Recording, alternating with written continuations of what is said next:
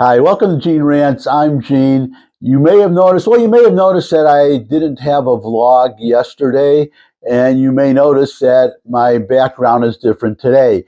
What happened is I had to bring my computer in to the shop, my main office computer into the shop because something was, I don't know what happened. Very funny.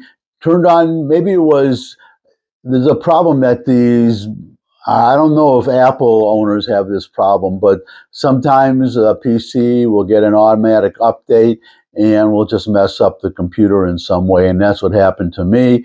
Suddenly the screen was 150% bigger, which I could just reduce the screen, but there was no sound. And I was getting a message that there was no sound source detected, even though the sound source was there and drivers updated everything working fine. So I had to take it into to the Geek Squad, and the geeks are looking at it right now. So I missed yesterday, and I decided I didn't want to miss 2 days. So here I am, second day. This is my music room. You may see that keyboard in the background.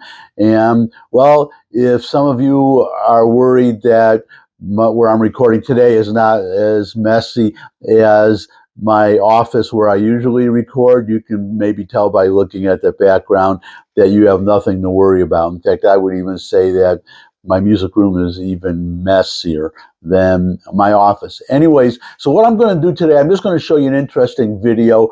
I'm not as comfortable recording in this room, to be honest. So it's Elon Musk talking about Doge.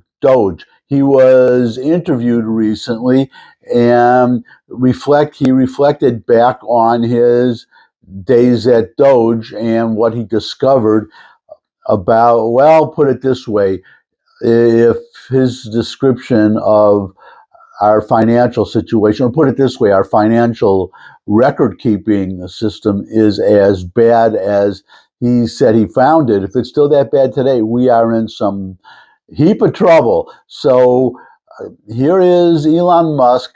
It's about 3 minutes just reflecting on his time at Doge in an interview. What did Doge teach you, if you learned one thing? Well, it was like a very interesting side quest, because I just got to see like a lot of the workings of the government. There's been quite a few efficiencies. I mean, some of them are very basic efficiencies, like just adding in requirements for federal payments that any given payment must have an assigned congressional payment code and a comment field with something in it that's more than nothing.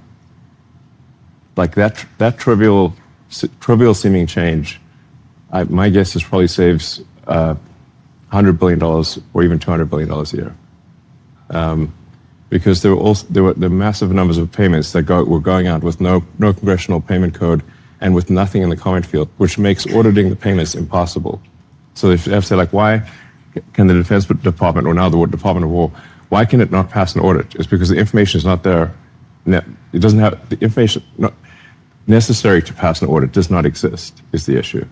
So a bunch of things Doge did were just very common sense things that would be normal for any organization that cared about financial responsibility. That's most of what was done. And it's still going on, by the way. Doge is still happening.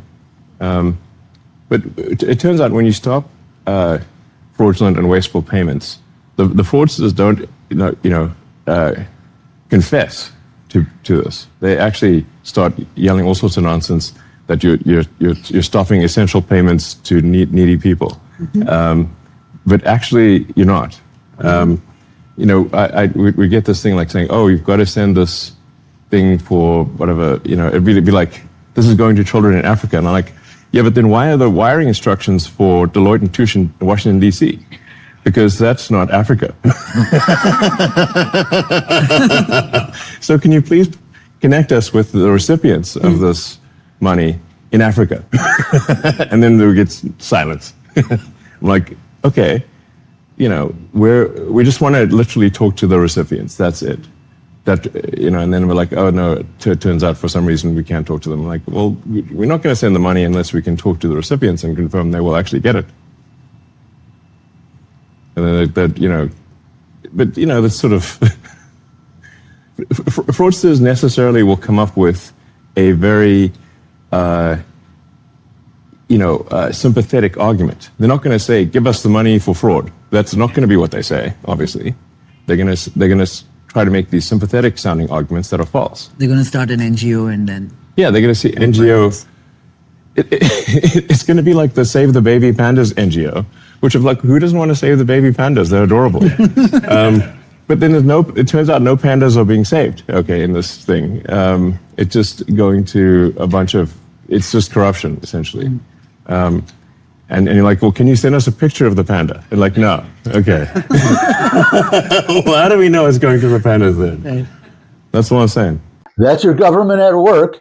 That's where your tax well, I was going to say that's where your tax dollars are going, but that was Musk's whole point, is in many cases we don't know where our tax dollars are going because the federal government is not keeping records.